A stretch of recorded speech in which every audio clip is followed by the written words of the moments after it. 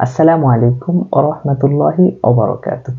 প্রিয় দর্শকবৃন্দ, আজ আমরা আলোচনা করতে যাচ্ছি লাইলাতুন নিসফ মিন শাবান তথা শবে বরাত নিয়ে।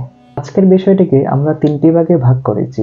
তার মধ্যে ফার্স্ট হচ্ছে শবে বরাতের গুরুত্ব, সেকেন্ড হচ্ছে শবে বরাতের ফজিলত, থার্ড হচ্ছে শবে বরাতের আমল এবং নামাজ। আলোচনা করা যাক প্রথম বিষয়টিকে নিয়ে। আল্লাহ তাআলা যেমন বিশেষ কিছু ঋতুকে ফল ফসলে সমৃদ্ধ করেছেন, ঠিক তেমনি বান্দাদেরকে দিয়েছেন অল্প আমলে বেশি লাভজনক সুযোগ। এতে করে মানব জীবনের স্বল্প দৈর্ঘ্যতার দুর্বলতা দূর হয়েছে। প্রযুক্তির উৎকর্ষের যুগে অনেক অবাক করা বিষয় যা আমরা লক্ষ্য করি। আদি যুগে দীর্ঘ সময় ব্যয় করে করা কাজ প্রযুক্তির কারণে বহু কাজ খুব স্বল্প সময়ে সম্পাদন করা যায়। ঠিক সেভাবেই প্রিয় নবীজি হযরত মুহাম্মদ সাল্লাল্লাহু আলাইহি ওয়াসাল্লামের উসিলায় আমরা পেয়েছি পরকালের প্রবুদ্ধ কল্যাণ হাসিল করার জন্য অভাবনীয় সকল মৌসুম। এ সকল মৌসুমে অল্প আমল করে অনেক বেশি নেক আমল হাসিল করা সম্ভব।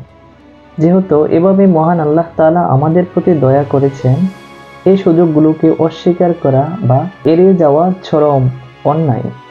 আসুন আমরা একাধারে জেনে নেই লাইলাতুন নিসফ মিন শাবান তথা শবে বরাত নিয়ে কোরআন ও হাদিসের আলোকে। এ বিষয়ে কোরআনুল কারীমের মধ্যে উল্লেখ্যভাবে কোনো কিছুই বলা হয়নি, তবে হাদিসে পাকের মধ্যে এসেছে শাবান মাস তথা শবে বরাতের মাসে রাসূল সাল্লাল্লাহু আলাইহি সাল্লাম অন্য মাসের তুলনায় বেশি রোজা রাখতেন। একটি হাদিস যদি আমরা লক্ষ্য করি তাহলে আমরা দেখতে পাই, এক শবে বরাতে আম্মাজান হযরত আয়েশা রাদিয়াল্লাহু তাআলা আনহা রাসূলুল্লাহ সাল্লাল্লাহু আলাইহি সাল্লামকে ঘরে না পেয়ে যখন খুঁজতে থাকেন, তখন এক পর্যায়ে তিনি রাসূল সাল্লাল্লাহু আলাইহি সাল্লামকে জান্নাতুল বাকিতে দেখতে পান।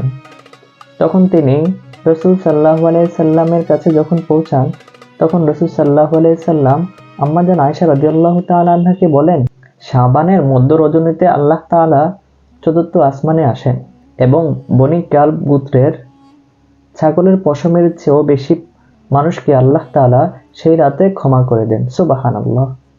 আসুন আমরা জেনে নেই শবে বরাতের ফজিলত ও ইবাদত। ক্ষমা ও রহমতের মাস হচ্ছে শবে বরাত তথা লাইলাতুন নিসফ মিন শাবান। হযরত মুআয ইবনে জাবাল রাদিয়াল্লাহু তাআলা আনহু থেকে বর্ণিত, তিনি বলেন, রাসূল সাল্লাল্লাহু আলাইহি ওয়াসাল্লাম বলেছেন, অর্ধ শাবানের দিবাগত রাতে আল্লাহ তাআলা তার সৃষ্টিকুলের প্রতি রহমতের দৃষ্টি দেন। হিংসুক এবং শিরককারী তথা মুশরিকদের ব্যতীত আল্লাহ তাআলা সকলকেই সাধারণ ক্ষমা ঘোষণা করেন। সুবহানাল্লাহ। হাদিসে পাকের মধ্যে এসেছে, একদিন আম্মাজান হযরত আয়েশা রাদিয়াল্লাহু তাআলা আনহা দেখতে পেলেন রাসূল সাল্লাল্লাহু আলাইহি সাল্লাম নামাজরত অবস্থায় এবং রাসূল সাল্লাল্লাহু আলাইহি সাল্লাম সিজদা করলেন। সিজদা করার পর যখন তিনি দীর্ঘ সময় যখন সিজদার মধ্যে তিনি ছিলেন, তখন রাসূল সাল্লাল্লাহু আলাইহি সাল্লামের এত লম্বা সিজদা দেখে আম্মাজান আয়েশা রাদিয়াল্লাহু তাআলা আনহা আতঙ্কিত হয়ে গিয়েছিলেন। তখন তিনি রাসূল সাল্লাল্লাহু আলাইহি সাল্লাম কি জীবিত ছিলেন সেজন্য তিনি রাসূল সাল্লাল্লাহু আলাইহি ওয়াসাল্লামের বৃদ্ধ আঙ্গুলি নাড়া দেন এবং তিনি বুঝতে পারেন যে রাসূল সাল্লাল্লাহু আলাইহি সাল্লাম জীবিত আছেন। এবং পরবর্তীতে রাসূল সাল্লাল্লাহু আলাইহি সাল্লাম আম্মাজান আয়েশা রাদিয়াল্লাহু তাআলা আনহাকে বললেন, হে আয়েশা, তুমি কি জানো এই রাত সম্পর্কে তথা এই রজনী সম্পর্কে? তখন আম্মাজান আয়েশা রাদিয়াল্লাহু তাআলা আনহা বললেন, আল্লাহ এবং তার রাসূল এই ব্যাপারে সবচেয়ে উত্তম জানেন। তখন রাসূল সাল্লাল্লাহু আলাইহি সাল্লাম বলেন, এরাতে আল্লাহ তাআলা তার সৃষ্টিকুলের প্রতি রহমতের দৃষ্টি দেন এবং তিনি তার বান্দাদেরকে সাধারণ ক্ষমা ঘোষণা করেন, তবে হিংসুক এবং মুশরিকদের ব্যতীত। এবং অপর একটি বিষয় হচ্ছে শবে বরাতের রোজা। হযরত আলী রাদিয়াল্লাহু তাআলা আনহু থেকে বর্ণিত, তিনি বলেন, রাসূল সাল্লাল্লাহু আলাইহি সাল্লাম ইরশাদ করেছেন, 14 শাবানের রাত যখন হয় তখন তোমরা ইবাদতে কাটাও এবং দিনের বেলায় রোজা রাখো, কেননা এ রাতে সূর্য অস্তের পর আল্লাহ তাআলা প্রথম আসমানে আসেন এবং আল্লাহ তাআলা বলতে থাকেন, কোনো ক্ষমা প্রার্থনাকারী কি আছো? আমাকে বলো, আমি তোমাদেরকে ক্ষমা করে দেব। এবং তিনি বলতে থাকেন, কোনো রোগাক্রান্ত ব্যক্তি কি আছো? তুমি আমার কাছে আরোগ্য চাও, আমি তোমাকে সুস্থ করে দেব।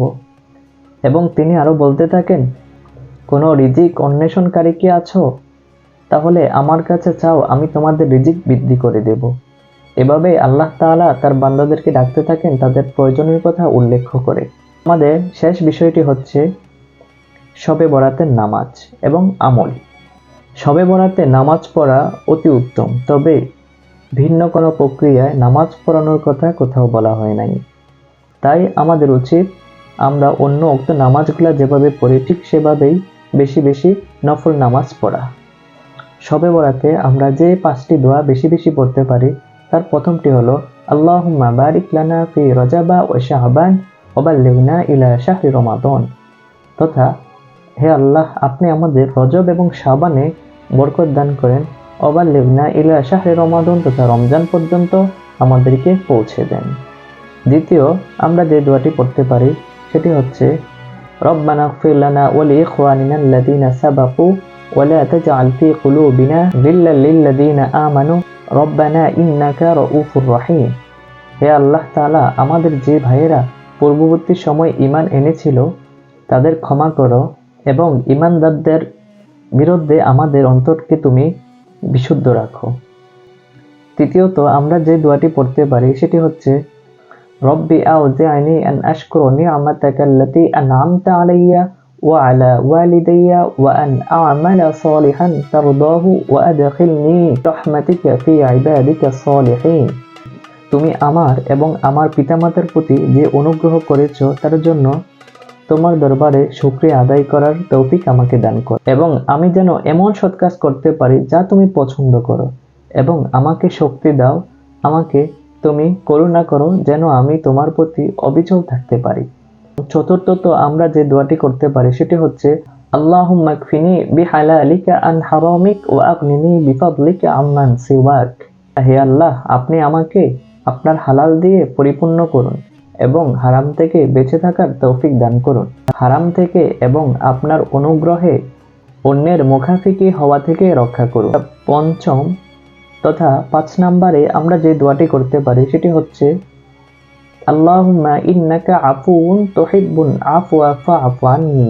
আল্লাহ, আপনি ক্ষমাশীল, আপনি ক্ষমা করতে ভালোবাসেন, তাই আমাকে ক্ষমা করুন।